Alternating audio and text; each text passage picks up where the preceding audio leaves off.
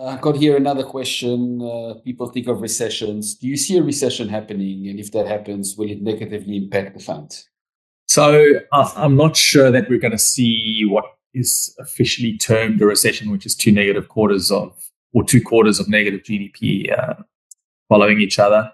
I'm not sure that necessarily will be what happens. But as we talked about earlier, you've had 7 quarters in a row, I think it is now, of reducing GDP growth. So it's probably one of the weakest periods we've seen in Australia from an economic growth perspective over a long period of time. So recession or no recession, I think we're in a weak environment. But the reality for us is we've seen this over our 6 years already. You've had COVID, you've had inflation, you've had interest rates, as we mentioned earlier.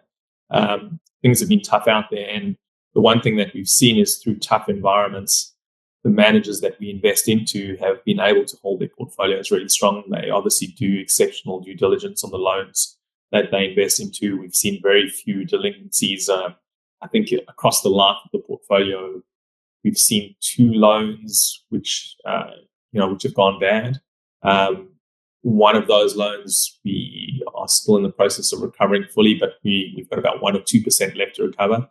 And the other one, even though, as we'd said, it gone bad, we recovered the loss on that as well. So even when things are tough, because you tend to have security on portfolios or underlying investments in your portfolio, you tend to recover them. I think the downside to that obviously is obviously timing.